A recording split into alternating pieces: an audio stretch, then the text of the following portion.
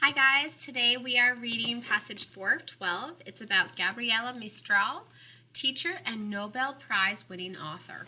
So guys, when you do this reading, there's a lot of names in it, and if you pronounce the names wrong, you don't have to count that as an error, because I know they could be tricky with the accent.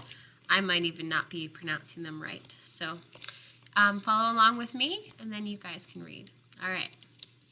In 1889, Gabriela Mistral was born. She was born in Chile.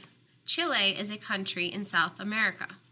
Gabriela was not the name she was given at birth. She was named Lucila Godi Alcea. Her mother was a teacher. As a young child, Lucila loved to read. She also loved to write and to sing. Lucila grew up to be a teacher like her mother. Lucila was not only a teacher, she was also a writer. She wrote poems about nature.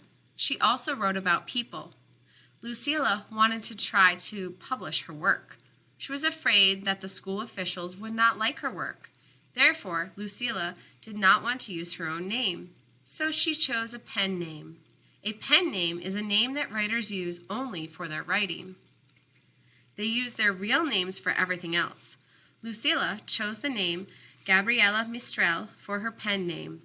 Using her new name, Lucila won a poetry contest in Chile. Soon she became famous as Gabriela Mistral.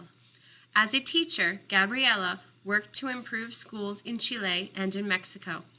As a writer, she won the Nobel Prize for Literature in 1945. The Nobel Prize is a very high honor. Gabriela was the first Latin American writer to win the Nobel Prize.